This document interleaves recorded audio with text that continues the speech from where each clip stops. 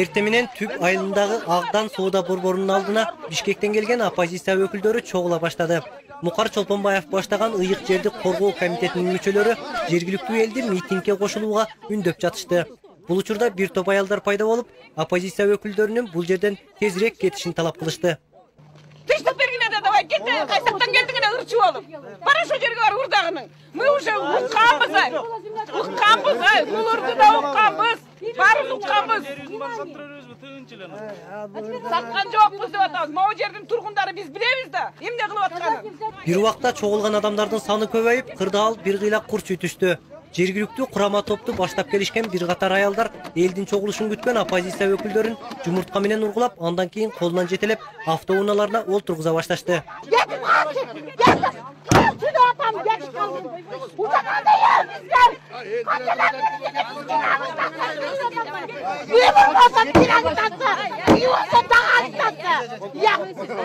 Райондун борборунан жөө жүрүшчүлөрдү толук кубалап чыгышкан аталган топтун активисттери оппозициянын жактоочулары айылдын четинде чогулуп жатат деген сөздү угушуп, ал жакты карай багыт алышты. Мында биринчи кагылышуудан эсине келип чогула албай турган айрым атамекенчилер кайрадан куугунтукка кабылышты.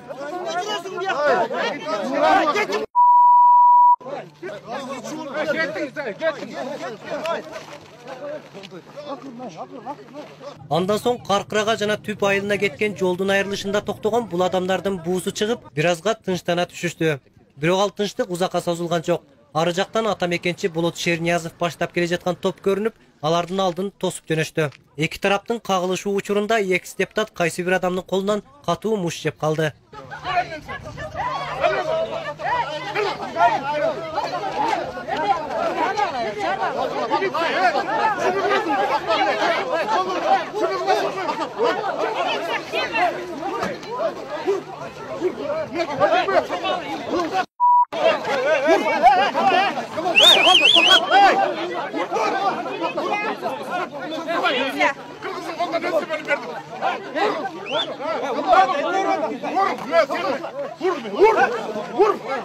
Андан ары жаалданган топтун көңүлү бул жерге биразга кечигип келишкен Өмүрбек Текебаевке жана Аликбек Жекшенкуловго бурулду.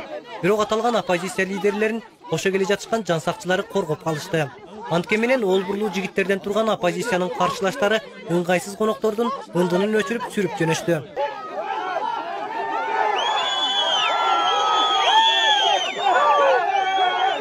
Бираздан соң оппозиция лидерлери жолдун боюндагы Майы постунун секичесине көтөрүлүшүп, чогулгандарды тынчтандырууга аракет кылышты. Бирок мында чогулган сүрмө топ саясатчылардын сөзүн укпастан кыйкырып туруп алышты. Эй, Манастын атынын туягы баскан жерди канча берип атабыз казактарга, Эски парламент 2001-жылдан бери 6 жыл, 7 жыл бермей келген ошону. Кайтып этиңер менен кыйкырып атасыңар, о кыргыз болбой калдыңар силер. Эки тараптуу кайым айтышуу узакка созулган жок. Майы постунун секичесинде тургандарды эңгезерде 50 чакты жигит сүрүп түштү. Бул кыргызга окшогон кылмырут жигиттер алдында тебеленип калган атасындай болгон аксакалды да көздөрүнө илишкен жок.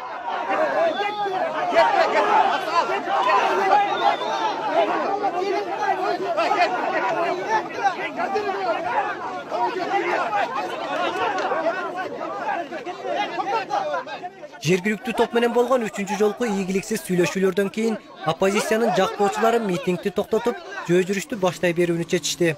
Болуп өткөн окуяны айтылуу оппозиция ана башчылары бийлик тарабынан жасалган кезектеги чагым катары баалашты. Мен ойлойм, бүгүнкү провокация элдин көңүлүн бул проблемага бурду. Бийликтин чыныгы жүзүн көргөздү. Анын чыныгы жүзү ичкиликтен бети башы кыйшайган бир нече топ аялдын жүзүндөй.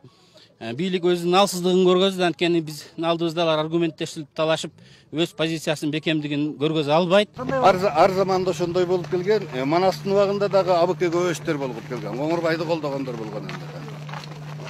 Жөө жүрүшчүлөр көлдүн түндүк жээги менен 3 чакырымдай жол жүрүштү. Андан соң Балбай айылына жакын келген колонна биразга тыным алды. Мүмкүн аларга айылдын сыртында күчөтүлгөн абалда турган милициянын атайын бөлүктөрү жөнүндө маалымат жеткен болушу керек. Bir канча чакырымдай бериде Каскачан көздөн жаш агызуучу каражаттар менен куралданган милиция отряды даярдыкта турду. Жөө жүрүшчүлөрдүн катардагы жактоочуларынын бири ал жака чалгынга бара коюп, милициянын сокусуна кабылды.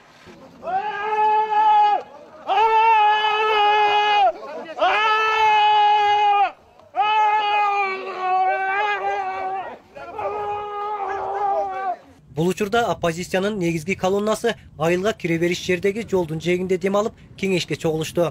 Түштөнүп алышкан соң оппозиция лидерлери жөө жүрүштү токтотуу чечимин кабыл алышты. Буга чейин оппозиция Ысык Көл облусунун 80%дан ашуун халкы алар тарабынан коюлган талаптарды колдоп чыгат деп убада кылышкан болчу. Бирок бул жолу да бийликтин каршылаштары алардын артынан ээрчий турган калктын калың катмарынын колдоосун таба алышкан жок. Орта жолдо күнөөсүз биз эки эл кагышкан турабыз. Ошондуктан күрөштүн башталышы штабы ушундай чечим алдык. Биз бүгүн тайм-аут алалы, пауза кылалы. Булардын ошол бетбактыгын көрүп туруп, алар көчөшүп барып, бөөдө бир кагылышууга алып, бир жаманчылыкка биз жол бербейли деп чечтик. Жөө жүрүшчүлөрдүн лидерлери кармалган адамдарды бошотуп берүү жана кысымга алууну токтотуу өтүнүчү менен жергиликтүү бийлик өкүлдөрүнө кайрылышты. Ошону менен Каркырадагы жердин жана 4 пансионаттын Казакстанга берилишине каршы чыккан оппозициянын акциясы аягына чыкты.